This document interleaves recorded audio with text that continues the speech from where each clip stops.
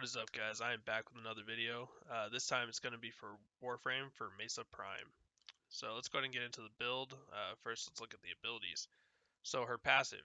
She shoots dual-wielded sidearms 15% faster and reloads single-handed sidearms 25% more rapidly. She also gains 50 bonus health when not using melee. Now, Ballistic Battery. This ability is decent. It's not her best ability, but it is a good ability because when it's activated, you store power of damage caused by guns. When you trigger it again, which would be when it's at 100%, you would do more damage with the next gunshot. So that's really good, but it is not the main reason you're using Mesa. Next is Shooting Gallery. Gives an ally extra damage while jamming the guns of nearby enemies. So you're giving your team extra damage. That's always good. And then you're making it so the enemy can't shoot you. So that's just a good ability. I recommend keeping that up. Next is Shatter Shield. This is your survival. Envelops Mesa in a barrier of energy, reflecting back incoming bullet damage. So she reflects bullets back to the enemy. This keeps her alive, because when she is in her number 4, the Peacemaker, she is standing still unless you're using Mesa's Waltz. I don't personally use it. I think it's a waste, but a lot of people use it, and that's perfectly fine. If you like it, use it. Now, Peacemaker. This is very important.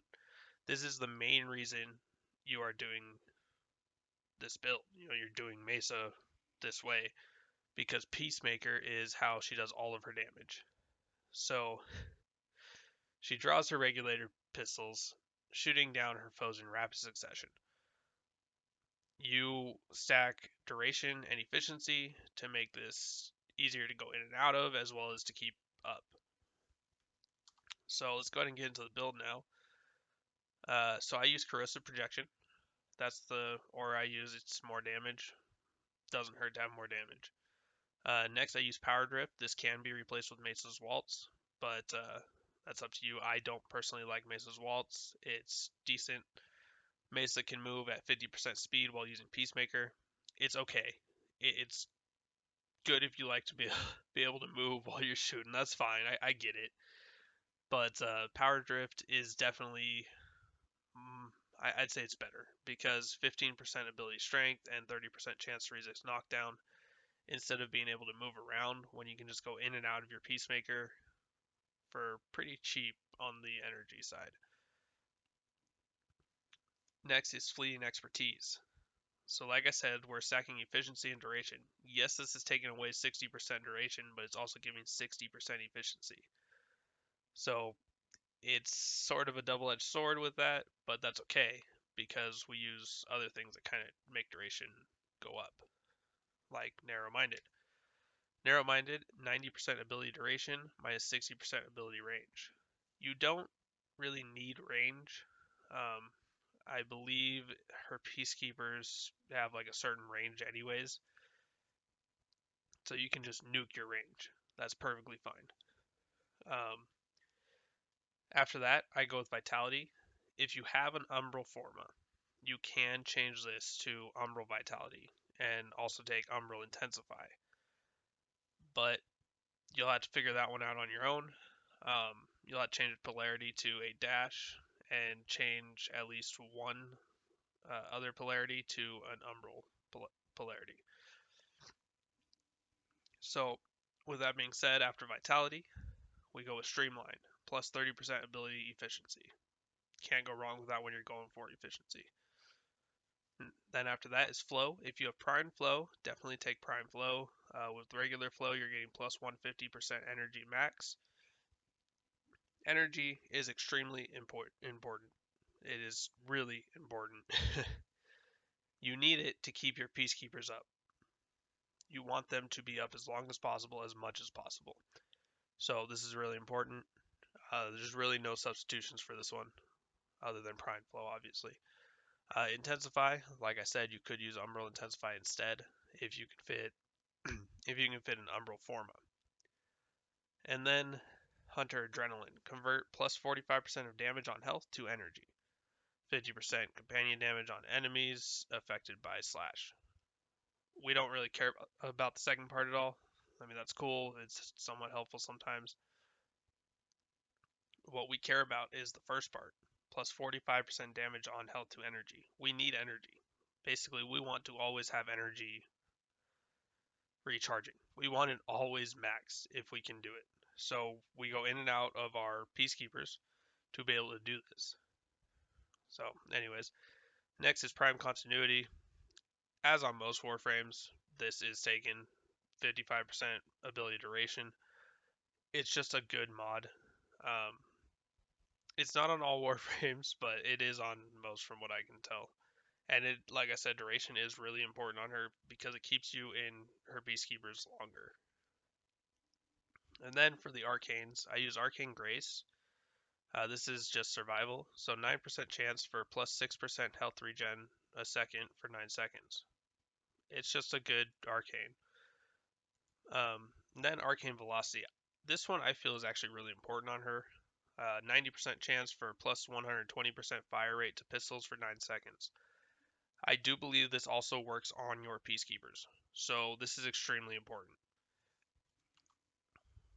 Now, we're going to go ahead and take a look at the Regulator Prime, and it's a pretty simple build. It's like most secondaries, really. First is Hornet Strike, plus 200% damage. Can't go wrong with that. In fact, I only have it at rank 9. You could go up one more rank. This is only 3 formas. You might have to do one more forma if you max everything, but I don't think so. You should be fine since they already have polarity slots on them. Her forma's on them, whatever. And then Barrel Diffusion, plus 120% multi-shot. More shots. I mean, do I have to say more? You're getting more shots per shot. That sounds weird, but you get the point. It's a really good mod and it's really helpful. Next is Pathogen Rounds, plus 90% Toxin. You're going for Corrosive, so we also take Convulsion, plus 90% Electricity. And then Lethal Torrent, plus 60% fire rate, plus 60% multi-shot. And then Prime Target Cracker, plus 90% critical damage. It's just good. Pistol Gamut, plus 120% critical chance. So plus 120% critical chance. It's good. Heated Charge, plus 90% heat. Nothing wrong with heat. It shreds armor as well. So this is just the build for the regulators. It works really well. Does a ton of damage, and I'll show you guys that in just a second. So let's go ahead and get out of here. Let's get our energy maxed. Let's go ahead and resimulate. Oops. And then let's go ahead and go over here, and I'll show off the build a bit. So we're just going to activate everything: Ballistic Battery, Shooting Gallery, Shatter Shield, and Peacemaker. So as you can see, Peacemaker is just shredding through them. I mean, they're all dead. It didn't take time at all, really. And now I could show you Ballistic Battery as well, so let's go ahead and reactivate it. It's a good chunk of damage. So normal damage, 62. Let's reactivate that. Let's get it to max, okay, and then re-trigger, 247 with the first hit. So it's good. It's not amazing, but it's good. Main thing is the Peacekeepers. You want to shred through your enemies with the Peacekeeper. That is your main ability, and that's really all there is to the build. Like I said, make sure to keep Shatter Shield up and keep Shooting Gallery up. Both of those are really important. One's for survival, one's for damage. So with that being said, though, that is the build. I hope you guys enjoy the build as much as I do. If you guys like this video, hit that like button. If you want to see more content like this, hit that subscribe button. I do a Warframe video every Sunday and a random other video every Thursday. It could be anything from Call of Duty to Monster Hunter. So just keep a lookout for that. And with that being said, guys, thanks for watching. I'll see you next time.